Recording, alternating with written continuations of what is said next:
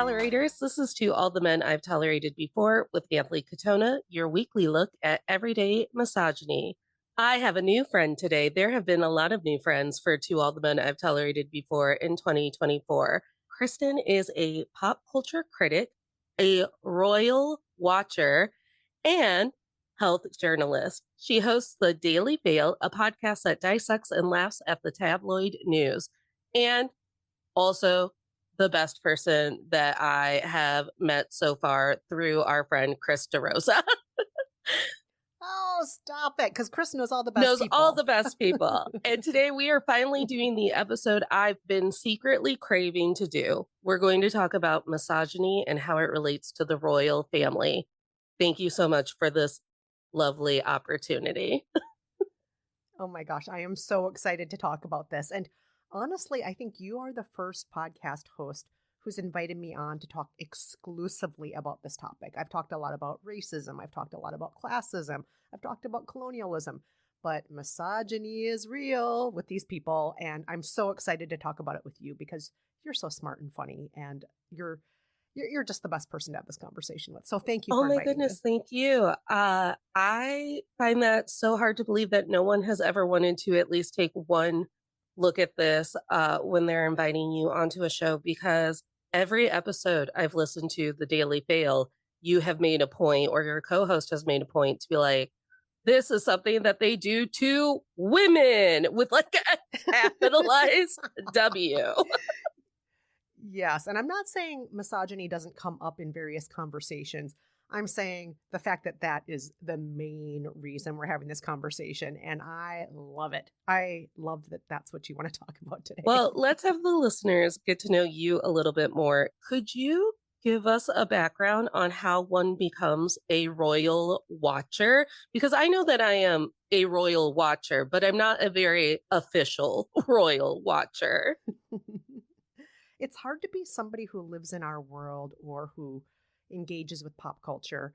It's hard to be that kind of person and not have a little bit of exposure to the royals. It's kind of like I see it similarly to the Kardashians. Whether you want to or not, you're keeping up with them if you follow pop culture, right? I keep up with the Kardashians whether I want to or not. And I kind of see the royals the same way. If you like pop culture in any way, you can't look at a magazine cover, a blog, a Twitter feed, Instagram, without getting some sort of idea of what's happening with them. Uh, Bits and pieces of this scandal or that scandal.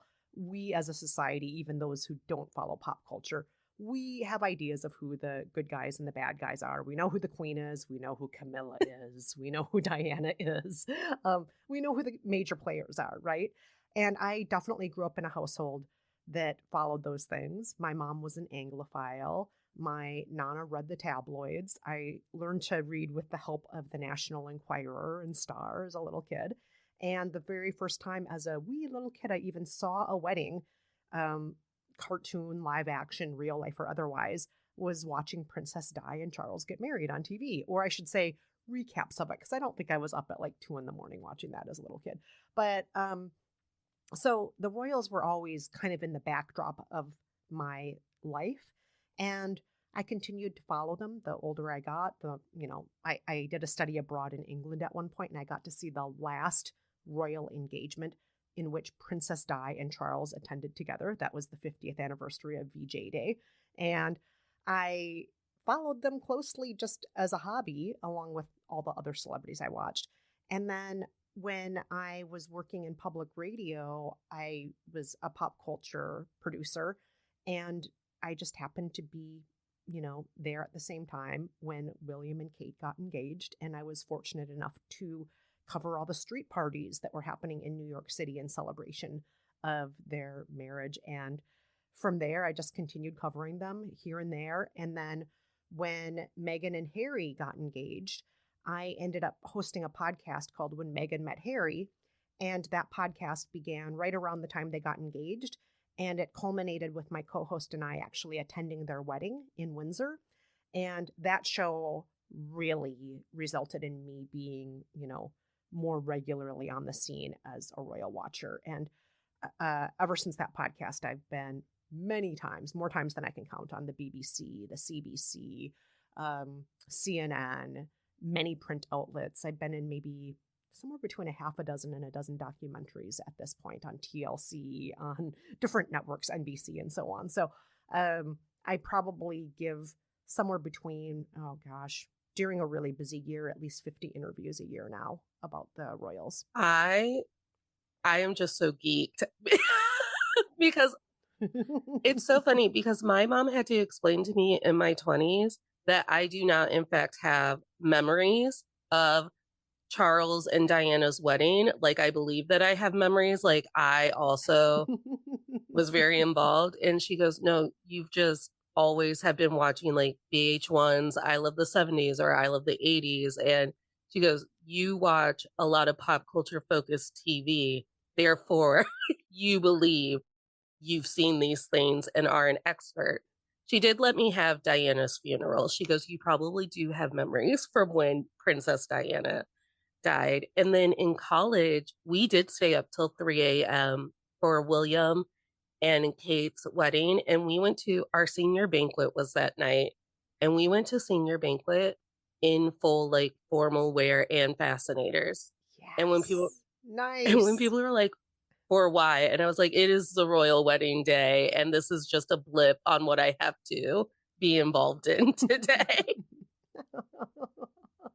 It was a big deal at the time. I mean, I think a lot of people forget because Kate does walk the line. She's very conventional. You know, she doesn't make waves. She's the most I mean this in not an insulting way. I don't mean it that way. But she's the least controversial princess they ever could have hoped for, right? And I think we forget that at the time it was a big deal. She technically, while being filthy rich, was not technically aristocracy. She was the first college educated future queen. It was a big deal at the time. And it was the closest we had seen really to this is kind of like a Cinderella story. Because even though the press liked to present Diana as if she was a Cinderella story, she was aristocracy. She was, kind of related to the royals already. It's she was a very, very distant cousin of all of them anyway. And whereas Kate, she was quote middle class. Yes, a multimillionaire, but still, not old money and so on. And it was a big deal that she was university educated. I know that I've talked about this before on another podcast where we were covering the Tudors, but I believe that Diana was a direct descendant or at least a cousin of Anne Boleyn. Am I getting that correct? Correct. I think that might be right. I forget how far back everybody goes and who's exactly related to who. But yes, and one thing I also love, just as a side note, not everybody knows this, but Princess Di's grandmother was an American. She was a dollar bride, what do they call them? A dollar princess. I'm not sure if you know that term, but she was somebody who was her grandmother was part of the old money set. Oh, I'm sorry, it might be her great grandmother. The her family was part of the new money set in the U.S. Like the Vanderbilts, the Fisks, all of that new money, and a lot of those people who were trying to social climb the new money and weren't being accepted by the old money in the States, like the Astors, they would marry off their daughters to people who were titled in the UK. And that way they could get some sort of prestige, like, oh, I'm titled. And then these old lords and dukes that they would marry, just because they lived a life of leisure and never made money themselves, they needed that influx of money to keep their castles afloat and so on, and to keep their lifestyles going. So Princess Di descended from some, some of that new money from the US. She is part Oh my American. goodness. I've never known that. Even with the release of that new Prime show, The Buccaneers, and when they're that's the whole plot of the show is English aristocracy coming over to get American brides. That Mm-hmm. is never Yep. that's Yep. fascinating. Thank you so much for that little tidbit. Yes, I think that sometimes the Brits wonder, like, oh, why do Americans even care about all of this stuff? And it's like, well, we are all related to each other. We all intermarry each other. Yes, we kicked you out of the US, all of you. But we still, we're still related. We're still cousins. Well, and it is, you use the term Cinderella when you're a little girl growing up in America, and if you were especially a millennial little girl growing up in America, my sister jokes that everyone goes through these 3 phases, and I just never dropped them. She goes, she will say, she goes, "Every young girl had one of these phases. They had a Tudor phase, they had a Princess Di phase, and they had a Greek mythology phase. You grabbed onto all 3, and then you made them your entire personality." And I was like, "Yeah, yeah, I did, and thank you." But It's hard to avoid. It's really presented to us from a very young age as a fantasy that we as girls should latch onto, it was the right? closest thing we had to Disney livelihood, and but then you become a woman in your 30s and you turn on Netflix and you go, "I don't remember Charles being that good looking, and I doubt he was that kind or romantic." You know, when I think of Charles, I think of a guy who, you know, he was in his 30s and he got married to a girl who was, just a few days into being 20 years old. When they got engaged, she was a teenager. They'd only gone out on maybe somewhere between half a dozen and a dozen dates at that point. They got engaged when she was a teenager and he was in his 30s, and then they got married. And I think, you know what? If I had anybody in my life who was a 19-year-old girl and a 32-year-old dude was dating her, I'd be like, I don't know about that. I don't know if this is the great romance. You're not old enough to go to a bar. In England, you are. You're old enough to go to a bar when you're 19, but in a lot of the world, you're not. And you're essentially a kid. Like last year, you were in high school, right?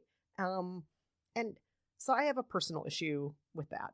I know other people are like, oh, it's only like 13 years difference, but to me, it's like, mm, that's that's a big age I difference. always get hung up on the math because a 13-year age difference might not be the biggest thing in the world when you're 27. But when you're 19 and that's when your relationship starts, then I'm like, okay, but then your 20s are robbed of you honing a personality and gaining speed towards what you would actually want and what your values are going to be, because now you're a wife and you're a wife in the royal family. And I'm sure that she had her own pressures in her own family about what, the roles in her life were going to be. But to then add on, I couldn't imagine being a queen at 20. I'll just say it. Like, Yeah, on the world stage, being probably the most photographed woman in the world at the time, and you're literally not old enough to rent a car yet for another 5 years. And oh gosh, now you're a mom too. Oh, now you're a mom again. And all of that happening with all of this weight on your shoulders to be presenting what Britishness is to the world, to be representing the monarchy, to be representing history as well as fairy tale. It's a lot of work to do all of that and to do it while you're married to a man who's actually not even in love with you, but in love with somebody else. It just sounds terrible. It's a terrible thing. It's like the worst version of, I'm not sure if this happened to you, but a lot of women, including myself, we dated duds when we were teenagers, right? We dated guys who didn't treat us well. We put up with a lot of stuff because, oh, we should just try harder. I should be a nice girl. Oh, a boyfriend's a great thing to have. What can I do to make this work? And meanwhile, the guy's being a jerk, or maybe he's running around on us. And she is doing that only on the world stage in one of the oldest institutions in the world. So I think, oh my God, she's like my whole college year, my whole college life experience times a gazillion.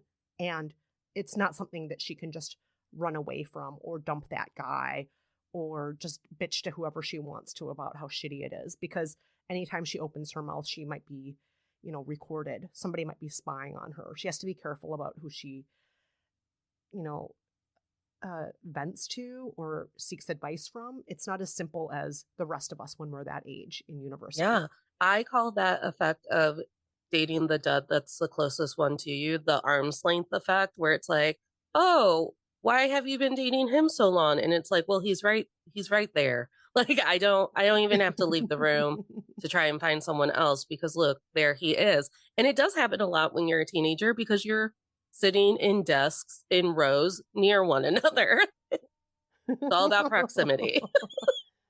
Yes. Yeah.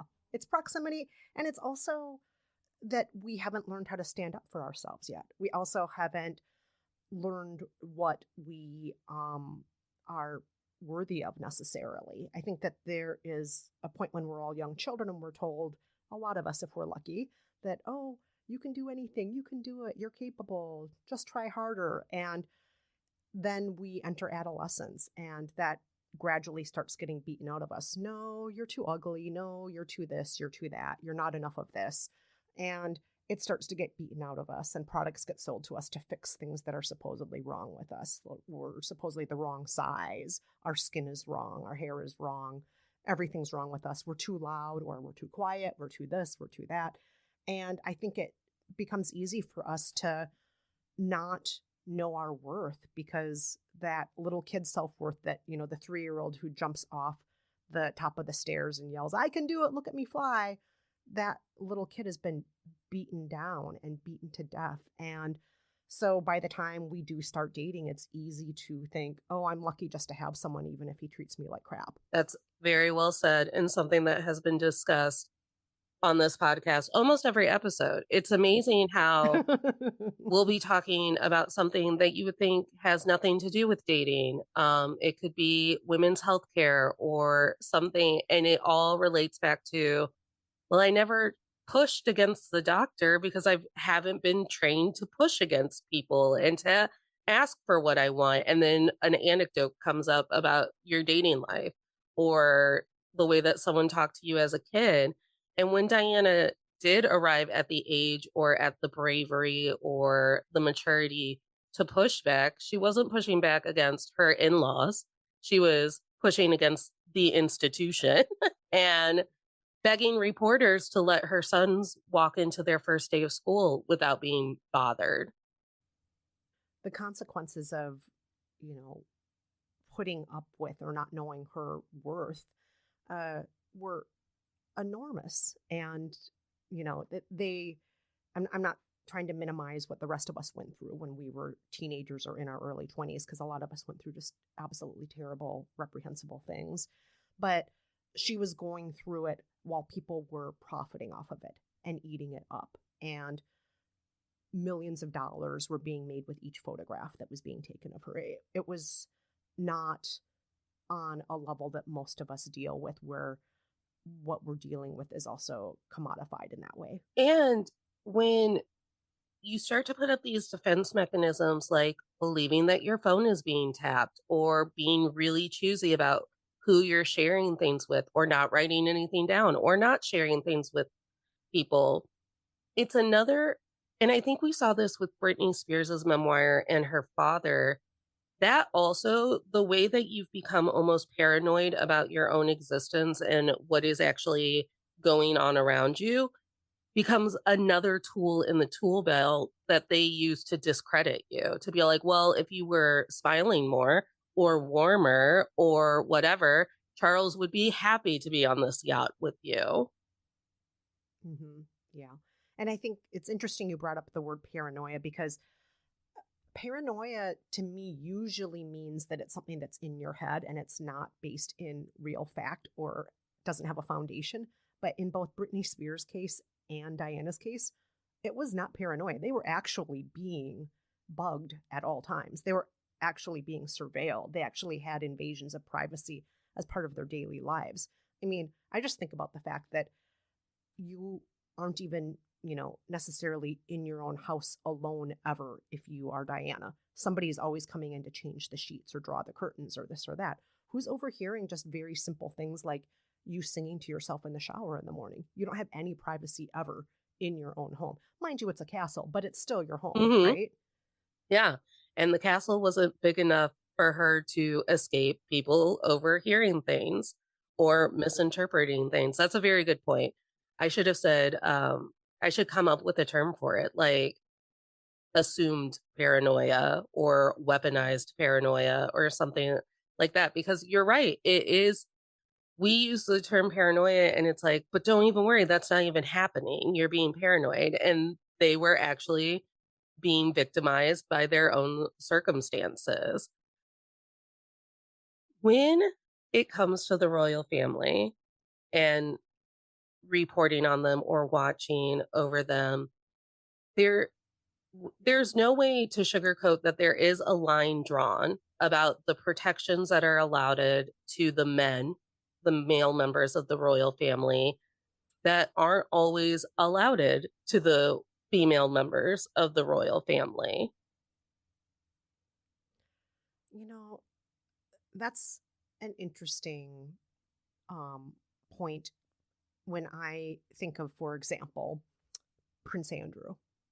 Um, Prince Andrew, who we have to be careful about how we talk about him on certain outlets. When I'm on British outlets, for example, I referred to him as a person of interest in the Jeffrey Epstein case, and they told me they couldn't use that term there, or they would be the victims of a lawsuit. That outlet.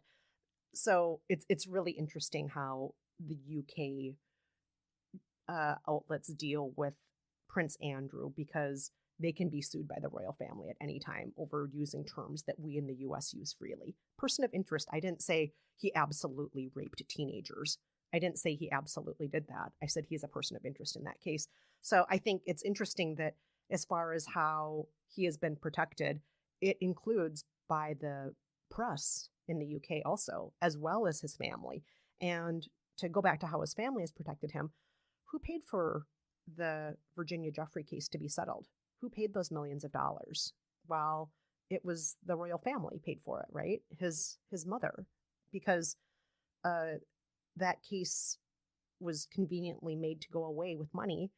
And I, I know some people would say, oh, well, the queen, that was her money. She can do what she wants to with the money, but she chose to protect him with the money. And is the money ever 100% the royal family's when the royal family has made so much money pillaging, colonizing, being a landlord, not paying taxes? Charles, for example, did not have to pay any inheritance tax after his mother died. And the rest of us, we have to pay inheritance tax. If any of us are fortunate enough to inherit something when a parent dies, it's not a given. A lot of us will never inherit anything when a parent dies. But when we do, more often than not, we're not exempt like Charles is from paying taxes on those inheritances. Anywho, to go back to my point, somebody paid to make that case go away. And that somebody was the queen, and indirectly, that was the public that paid to have that case go away. And so I think that's an unfair use of money because did the public really want that case to just go away? Did the taxpayers really want that just to disappear? All the places that have been pillaged or colonized or been part of the slave trade, did they want that case to just disappear? I, I would say most of us didn't. The US was once a colony, and most people I know in the US think it's reprehensible that the royal family just paid to make that go away. They paid to protect Andrew. Yeah. Well, and the when it comes to the press in England is known to be like the press with a capital P and an exclamation point at the end, to where, they're constantly on top of the royal family, on top of celebrities in England, writing at all times, which we do it too. But I remember growing up knowing that there was a difference between our tabloids and their tabloids and what was allowed from their tabloids. So for him to have just kind of a blanket protection from the press, that says a lot. And I don't believe I can think of an example where someone else in the royal family has been offered that. And maybe it's because my history is escaping me, but I can just think of Queen Elizabeth's sister, Margaret, how and her reputation and exactly what her reputation was. And they had all of the money in the world to make sure that whatever Margaret was doing socially, even if she was loud about it, they could have put it to bed. because they've put other things to bed that have been enlightened, and they just went, "Well, Margaret should know better, and maybe she'll behave." She drank, she partied, she chased the wrong men. Yeah, there was definitely that reputation that was out there. To bring it to more modern times, what have they done to protect Meghan Markle? I mean, look at the plethora of news stories about Meghan Markle from very early on, from the time the engagement was first announced, from the time there were rumors of Harry and Meghan first dating. I mean, there was that famous Sarah Vine Daily News headline that said that she had a niggling feeling about her. There were a lot of dog whistle headlines. There were headlines about her being straight out of Compton. There were attempts to link her to jihadists in various stories in the tabloid press. I could go on and on and on. There's a gazillion examples. Also, many, many stories that deliberately pit her against Kate Middleton, almost always with the slant that Meghan Markle was breaking protocol for doing something that they celebrated Kate doing separately. And I was part of an in-depth piece comparing side-by-side headlines in Insider, looking at that. Eventually, there was a much bigger story in, I believe it was BuzzFeed, that just showed like 100 side-by-side headlines, like, look at Meghan Markle, who is trying to destroy the climate.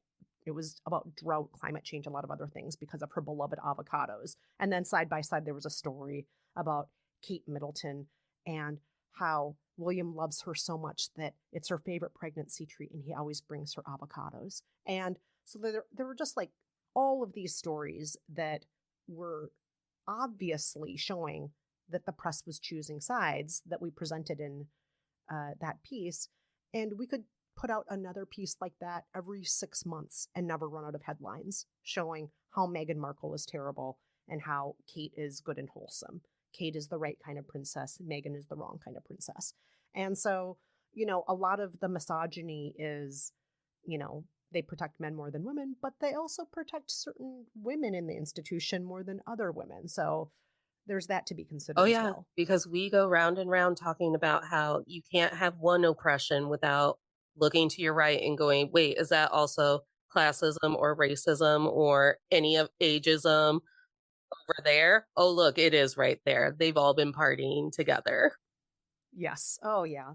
They love having that party. It's the worst party in the whole It's the world. worst party in the world, and, Meghan has there are people who will talk to me about Meghan Markle like she has personally come over to their home and, like, peed all over the floor or something, and I'm like, "At what point did you do an in-depth analysis on Meghan Markle and decided that she was at fault here, and also trying to take down a monarchy that we technically have no part in, but you're really upset about that?"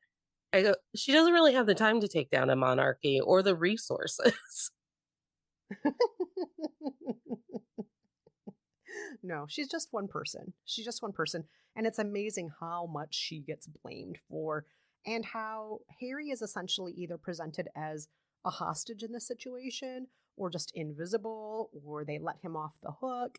And when I say let him off the hook, he himself has said, it was my decision to step back from being a senior royal. I was not stepping back from my family. I was stepping back from the family job, okay, the family business. And that was my choice to step back from the family business, as I am the one who was born into the family business. I was not pressured to do this. This was a decision I made. And it does not seem to matter how many times he has said that was his decision. Somehow, Megan is a mastermind who has forced him into this life. And he is somebody who, despite being almost 40 years old, has no free will, Oh, and apparently. she wrote the statement for him, and and Oh, yes. And he's too dim to think for himself. And yeah, I mean, all of this stuff. Like, you know what? I think you're giving her a little too much credit for well, this. and it's never too much credit, like, she's a great mom, or she's been able to raise 2 kids during all of this, or She's done a great job as a self-made businesswoman. Yeah, there are all these like, oh, look at all the charitable work that she did long before she ever even met Harry. None of that gets celebrated as too much. No. No. They it's always she's exhausted Harry to the point where he won't even go over there for Christmas because he is exhausted, and that plays a lot into family dynamics that I see over here. I was shocked and well into my 20s the first time a woman told me, "Oh, no, I'm not going over there because I really don't have a relationship with my in-laws. My husband knows exactly why and what they've said about me, or to other family members that, have, ratted them out, and I'm done, but I allowed them to have a relationship with my child because I don't believe she's old enough to make that decision yet." And I thought, you can just not have a relationship with people even though you know them through family or Mhm. marriage or jobs or any of it. She went, "You sure can." That's true. And obviously, in Harry's case, he was just over in the UK seeing his father after his cancer diagnosis. Uh, he is still capable of getting on a plane when he wants to and doing what he feels like. She is not holding him prisoner in any way. And if she doesn't want to spend time with them, that's also within her rights. And the same would be true on the flip side. If for some reason there was something happening where Harry no longer wanted to spend time with any of Meghan's family, that would also be allowed. We are free agents. We are humans who are allowed to make those decisions for ourselves of who makes us feel safe, who doesn't make us feel safe, who hurts us, and how much distance or closeness we want to have with people, right? I think that one of the things that always touched me most about when they were covering Megan early on in the marriage, or maybe the engagement, was how they would talk about her family. Like the royal family in it of itself is a very complicated family that has had a lot of complicated things happen to them. And they'd be like, Hmm. oh, these clout chasers in Megan's family. People are just coming out of the woodwork now that Megan might be close to royalty. And it's like, well, that's happened before. And as far as the clout chasers in Meghan's family, the tabloid press has been instrumental in that. They courted Meghan's dad, who fell into the trap and chose never to leave the trap of being paid off for, family photos of his daughter or to be photographed reading guidebooks to England were like the first ones that he was photographed, planning to go to the wedding and so on. And the tabloid press, we cannot underestimate how powerful they are. There's something called the Royal Rota, which is the press pool that works closely with the royal family. They get invited to special events. They are tipped off on certain stories. They work in cooperation with the family as an extension of their PR team, essentially.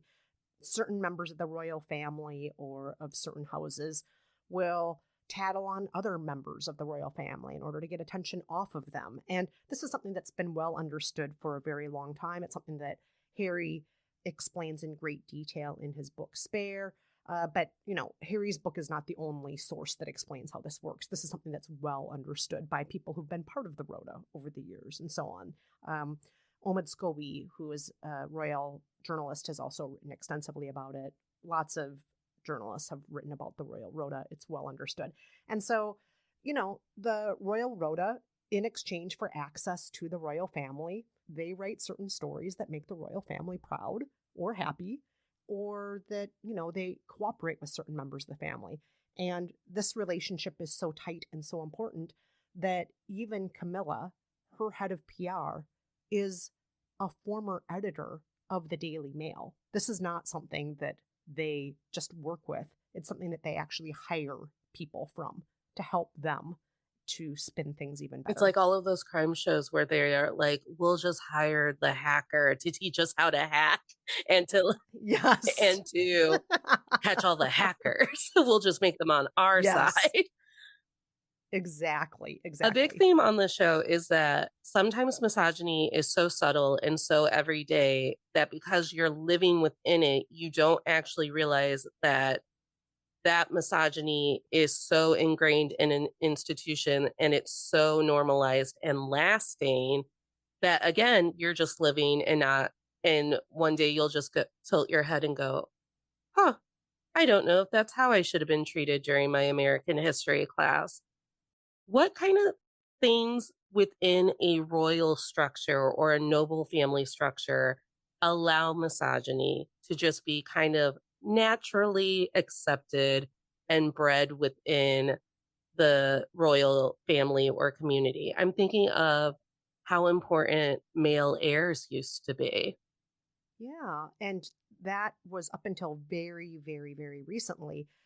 William and Kate, uh, they decided, along with the rest of the family, when they were expecting, I think it's when they were expecting George, their first, or maybe it was when they were expecting their second, when they were expecting Charlotte, that they no longer wanted the line of succession to go from male to male to male. And they wanted it to be birth order, regardless of sex or gender. And so that was very recent. Charlotte's not even 10 years old. This is very, very recent. This is well within our adult lifetimes that this change happened. This is very new. But line of succession up until, very recently was males. And the fact that the queen ended up being the queen was only because all the other male options were exhausted at that point. And things kind of went out of order when Wallace Simpson and Edward fell in love and, he abdicated. So then little Princess Elizabeth's father, George, ended up being the king. And then when he died, oh no, he only has two daughters. He doesn't have any sons. Oh no, what's going to happen now? Well, one of the daughters has to be on the throne now. And it's only because, he had no boys, God forbid. And that's how that happened for pretty much all of the history of the royal family. You only end up with a queen when you run out of boys. So things have only changed recently. So yeah, that's an excellent example of how it's built into the system. The misogyny is built into the I system. couldn't help but laugh so hard whenever on that silly Netflix show, The Crown, Queen Elizabeth would get so adamant that no one was allowed to get a divorce. Even Anne, who was pretty calm compared to everyone else. No divorces. She's like, we are the head of the Church of England. We are the closest thing that our people have to God Himself. And you're trying to get divorced. And I would just laugh and go, because that's what King Henry was all about when it came to the Church of England, making sure that Oh marriage yeah. was sanctioned and holy and lasting. That was it, Henry's whole deal. Oh, he loved the sanctity of marriage. He loved it so much he beheaded it over and over again. Yeah. And I would just laugh because, and I would say something completely rude and crass and go, your great grandfather formed the Church of England because he was sick. I'll say it the nice way. He was sick of like not getting past third base. Like he was truly bored of not getting past third base with Anne Boleyn. I that's how it's been depicted to me.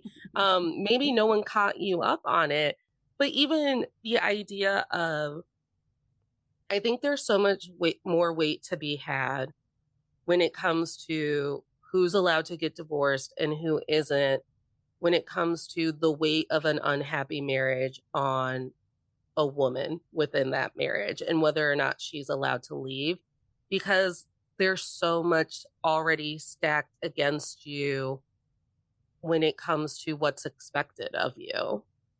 Yeah, well, why don't you just be happy that you married into this family? And, you know, the way it is with old money, maybe he has a mistress on the side and you can do things that you care about, like gardening. Well, he does that, or maybe you can even have your own dalliances with a polo instructor or whatnot. But, just settle for what you're settling for and keep it quiet, ladies. Don't get upset about men being men. Boys will be boys. You know the way they are, right? Yeah. Don't worry about what they're doing in that hunting lodge. They're with the foxes. It's fine. They definitely are with the foxes. They're They taking sure care are. of the dogs in the house.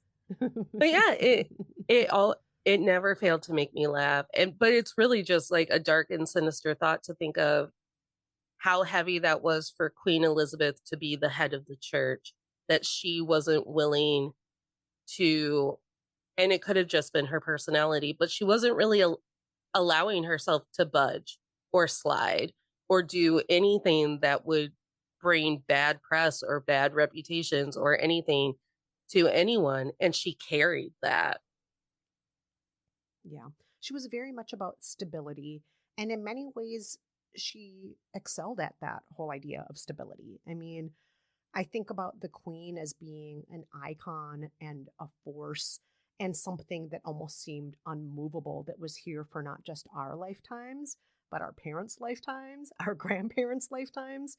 She was the queen for as long as most humans on Earth have been alive, which is phenomenal to think about. She made one of the first transatlantic phone calls ever made. And by the time she was dying, she was doing Zoom calls with her grandkids around the world. It's just amazing to think of how much she was just there no matter what. She was like an institution in and of herself. Yeah, and I just wonder if when it comes down to it, if she knew deep down in her soul, I'm not afforded the wiggle room that those who came before me were allowed. Like, I, as queen, it does feel like that was just a heavy weight on her, and maybe not so much on Margaret due to her party lifestyle.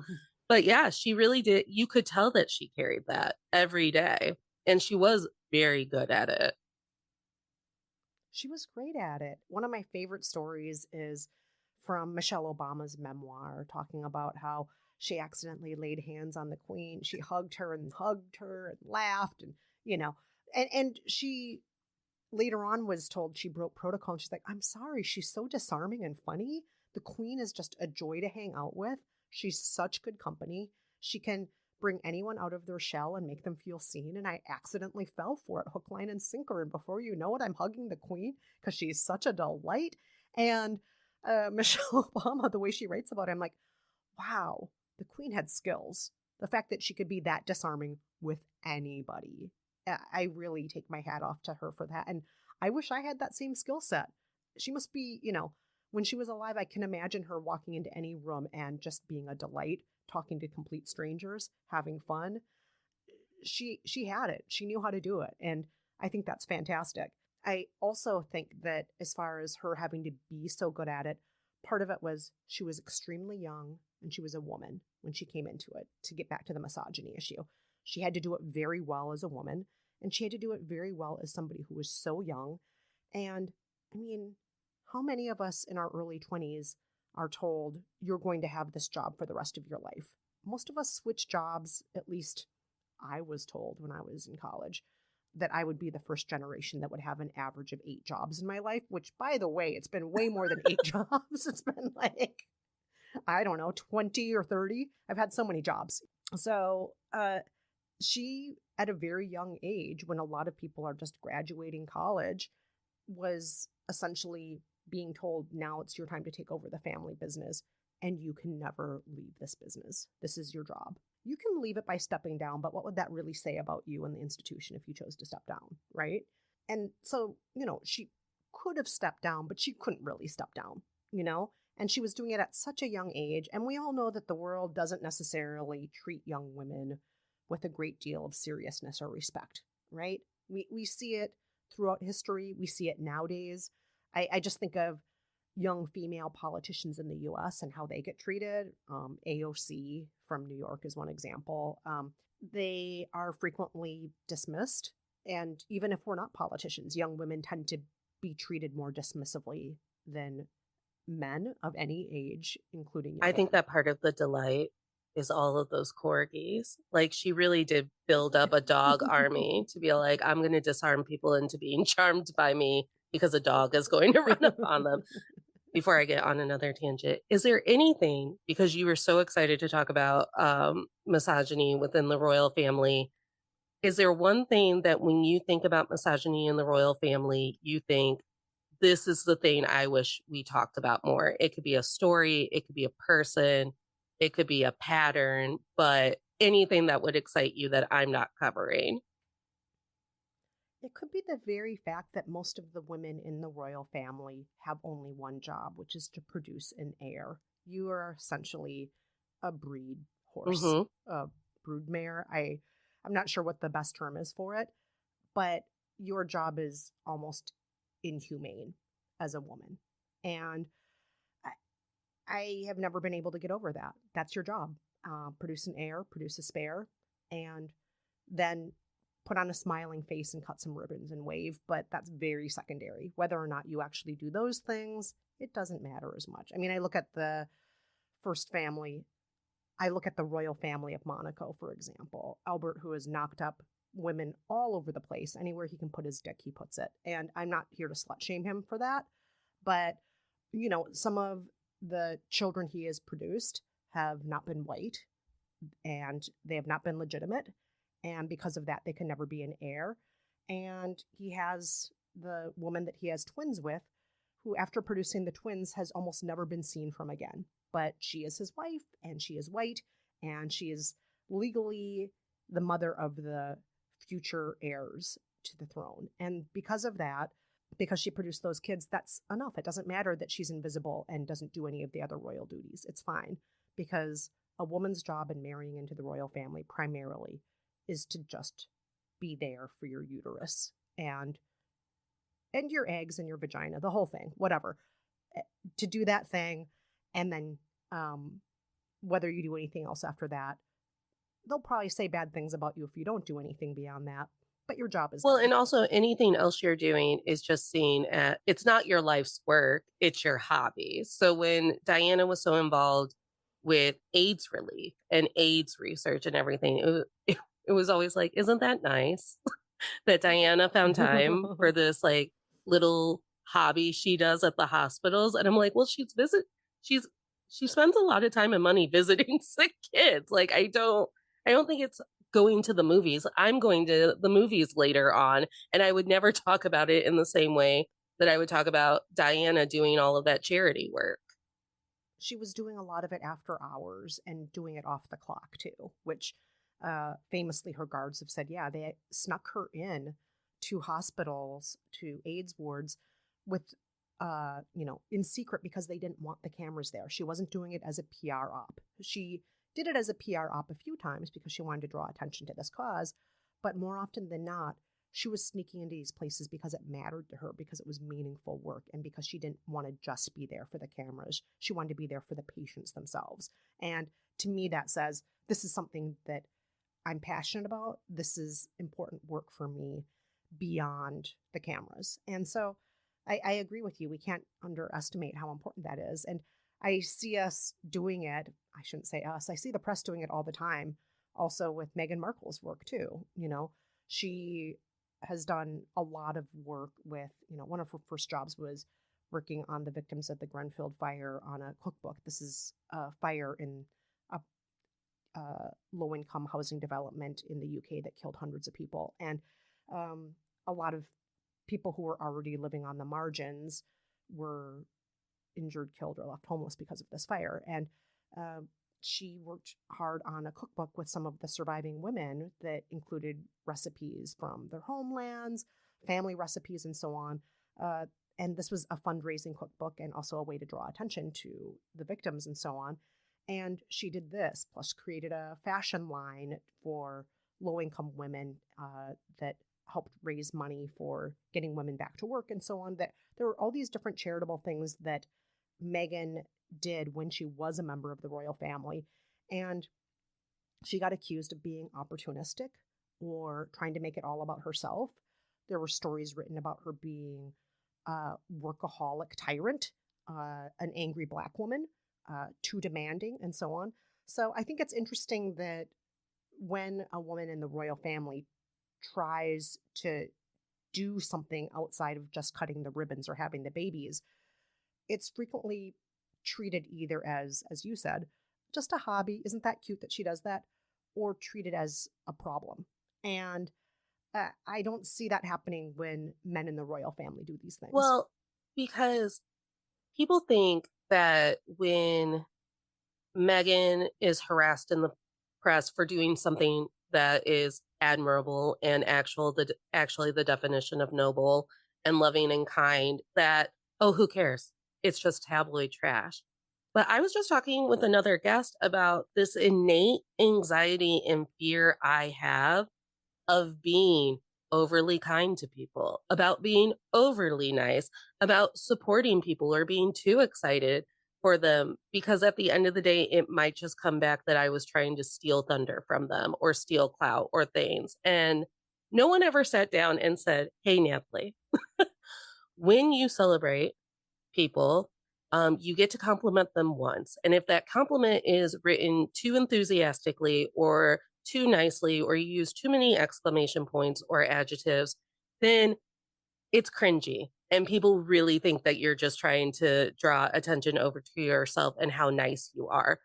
It's silencing, is what it is when the press does things like that to be like, look at Megan doing a whole charity thing just so she can be, Making it all about yeah. herself. Look at her do that. It's Yeah. another way that they Yeah. silence us, and I don't think we give that enough credit, and I don't think we give it enough credit on how that continues to make us divided, and it's another one of those insidious tools that they do where it's like, well, if we tear Megan down because she's giving homeless women jobs, then some other women somewhere will also resent Megan, and that's a further divide.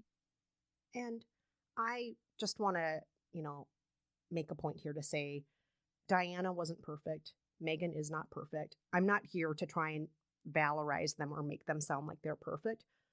But because I think some people, when they hear me talk in the press, they're like, oh, you're just 100% Team Sussex. You love Diana no matter what. I'm not saying these people are flawless people in any way. What I'm saying is how the institution and how the press treat them is uh, just, it's patently unfair. They are presented as villains. Women are pitted against each other. And none of the ways that they are treated have anything to do with what they've actually done, good or bad, in the world. Because I get not with the royal family, just in general, I get that criticism too, where it's like, you find you're just really hard to find sympathy. You make it extremely hard to find sympathy or empathy for these men who are carrying out these oppressive systems. And I go, uh huh. It would, I go, uh huh. And I'll own it. Yep. The reason why I find it so hard to have as much empathy for Charles as I would have had for Diana, should the three of us be in the same room, is because at the end of the day, logically, my brain knows it'll work out for Charles and he'll still be okay. Like, you know? Mm-hmm. Yes. Yes. Absolutely. And also, he was in the power position. Again, she was a teenager. He was in his 30s. He was part of 1,000-year-old machine of power, of oppression, uh, of money. And she, despite being from an aristocratic family, was not. She did not have all of those things that he had. And she also was a woman. And